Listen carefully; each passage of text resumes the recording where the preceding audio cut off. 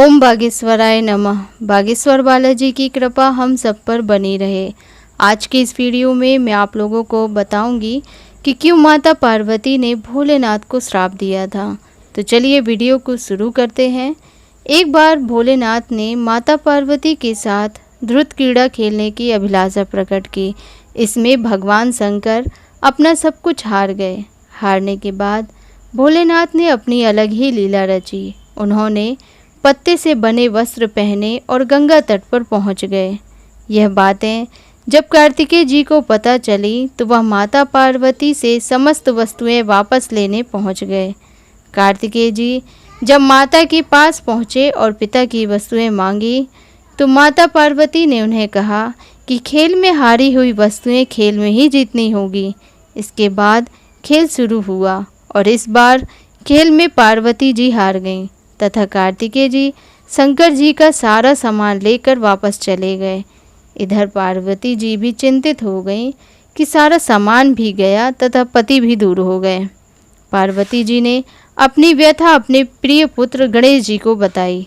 माँ की पीड़ा सुन रहे गणेश जी इसका समाधान समझ चुके थे और वे स्वयं खेल खेलने भोलेनाथ के पास पहुँचे। इस बार भोलेनाथ जी के साथ गणेश जी खेल रहे थे। इसमें गणेश जी जीत गए। लौटकर उन्होंने अपनी जीत का समाचार माता को सुनाया। इस पर पार्वती जी बोली कि उन्हें अपने पिता को भी साथ लेकर आना चाहिए था। इसके बाद गणेश जी फिर भोलेनाथ की खोज में निकल पड़े। भोलेनाथ से उनकी भेंट हरिद्वार में हुई। उस समय भोलेनाथ भगवान विष्णु व कार्तिकेय के साथ भ्रमण कर रहे थे। पार्वती जी से नाराज भोलेनाथ ने लौटने से मना कर दिया। भोलेनाथ के भक्त रावण ने गणेश जी के वाहन मूषक को बिल्ली का रूप धारण करके डरा दिया। मूषक गणेश जी को छोड़कर भाग गए। इधर भगवान विष्णु ने भोलेनाथ की इच्छा से पासा का रूप धारण कर लिया। गणेश जी ने माता के उदास होने की बात भोलेनाथ को कह सुनाई। इस पर भोलेनाथ जी बोले कि हमने नया पासा बनवाया है। अगर तुम्हारी माता पुनः खेल खेलने को सहमत हो तो मैं वापस चल सकता हूँ। गणेश जी के आश्वासन पर भोलेनाथ माता पार्वती के पास पहुँचे और खेलने को कहा। इस पर माता पार्वती ने उनसे पूछा कि अब उनके पास खेल में हारने के लिए क्या है। माता पार्वती की यह बात सुनकर भोलेनाथ चुप हो गए। इस पर नारद जी ने अपनी वीणा उन्हें सौंप दी। इस खेल में भोलेनाथ हर बार जीतने लगे।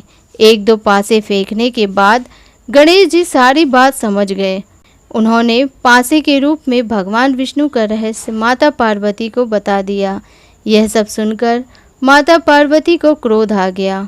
उसी समय रावण ने माता को समझाने का प्रयास किया, लेकिन उनका क्रोध शांत नहीं हुआ तथा क्रोधवश उन्होंने भोलेनाथ को श्राप दे दिया। माता पार्वती ने भोलेनाथ को श्राप दिया कि उनके सिर पर सदैव गंगा की धारा का बोझ रहेगा। इसके बाद भगवान विष्णु को यह श्राप दिया कि वह रावण जो आज तुम्हारे साथ हर खेल में बराबर का साझेदार रहा, यही एक दिन तुम्हारा शत्रु होगा। फिर उन्होंने रावण को यह श्राप दिया कि जिसकी आज उसने मदद की है वही विष्णु एक दिन उसका अंत करेंगे। देवी पार्वती का क्रोध यहीं खत्म नहीं हुआ। पार्वती जी ने नारद जी को भी श्राप दिया कि वे कभी भी एक स्थान पर टिक नहीं सकेंगे। उन्होंने अपने ज्येष्ठ पुत्र को कार्तिकेय को भी श्राप दिया। उन्होंने कार्तिकेय को हमेशा ही बाल रूप में रहने का श्राप दिया। तो इस तरह माता पार्वती ने भगवान भोलेनाथ के साथ साथ रावण, भगवान विष्णु और कार्तिकेय को भी श्राप दिया। आपको मेरे द्वारा दी गई जानकारी अच्छी लगी हो तो प्लीज़ मेरे चैनल को सब्सक्राइब करिएगा, वीडियो को लाइक और शेयर करिएगा। धन्यवाद।